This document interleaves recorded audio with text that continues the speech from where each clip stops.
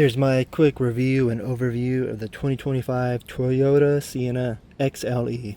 I wanted to do the video because it seems like every review out there is for the Platinum. I guess the professional car reviewers, they get them on loan from Toyota, and that's what they're given. Starting with the most important thing and why we're buying this car in the first place is the storage space. I got the third row seats folded down. I'm sure you've seen this on other videos. It's really easy to do with one hand. I haven't quite figured out how to make this lock where you want, because it's kind of leaned far back, but I'll figure that out. If I want to put it back down, you can pull that. It comes down, it goes like this. As far as area goes, I had a car mat in here that was made for a Hyundai, and it went all the way up to just where the carpet starts. Not even that far, where the latches are. So compared to a Hyundai Santa Fe and a 2023 Toyota Sienna or a Toyota Highlander, you're getting an extra at least foot of space before the second row starts. You get even more if you can push the seats up some. We've got the left side moved up a little bit. One thing I wanted to point out was the spare tire does not come standard. If it has one, it will be listed out on the spec sheet, window sheet, as a $75 add-on. With it being an 8-seater, having a spare tire standard is pretty rare. You can get a conversion kit, the paneling and all that from Toyota. I don't think it's cheap anymore. I heard that Toyota jacked up the price on it, but otherwise, looking at other videos and searching around on forums, it's not a hard DIY conversion. Gonna have a ton of space though. The biggest difference with those 3-row SUVs is the seats, the backs just kind of fold forward. It creates a solid surface, but you lose like 2.5 feet of that vertical space. So you end up with like 3 feet in between the floor and the ceiling. That's what kills the space on that. If you're gonna be a family of 4 doing beach trips with umbrellas and chairs and all that, those 3-row SUVs they don't work. You gotta get a cargo box, and even then it's gonna be iffy. There's the storage with the seats folded forward, lots of room for a stroller, for bags.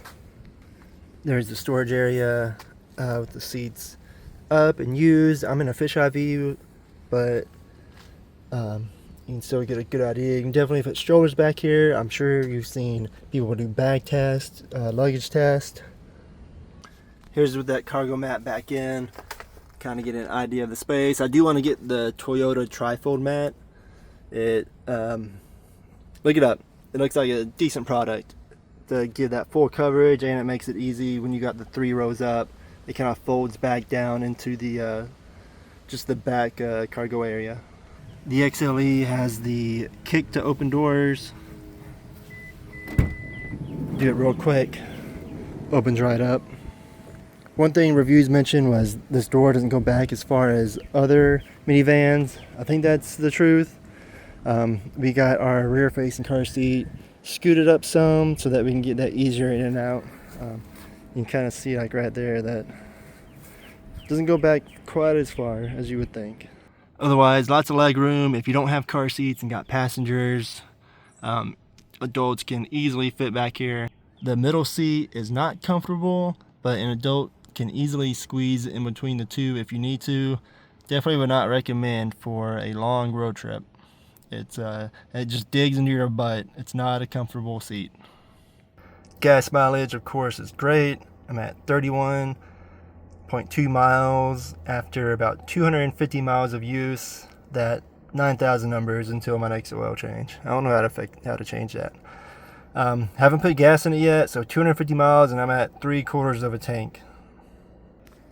Toyota Safety Sense 2.0. I don't think there's a big difference between that and 3.0. I think you get some extra like pedestrian safety. You got your radar cruise, which works pretty good. That was a must-have for me. If you've never used it, it's way better than old school cruise control. Definitely give it a shot and play around with it. The lane assist is not good. Toyota has not done a good version of that. It's the same on my 23 Highlander. It doesn't really see lines very well. When it does activate using the radar cruise control, you really get some back and forth bouncing. And that's a Toyota issue. I've traded in a 2020 Hyundai, and it was, the thing pretty much could drive itself if you wanted it to. It kept you dead center, took you around turns. It wasn't some like automated driving system. It was just really, really good lane centering. These cup holders, like other reviews have mentioned, are on the smaller side. Those two I think are pretty standard. You're not going to fit like a coffee mug in there, but your smaller cups, I think maybe even your big Yeti cups that are tapered should fit in there.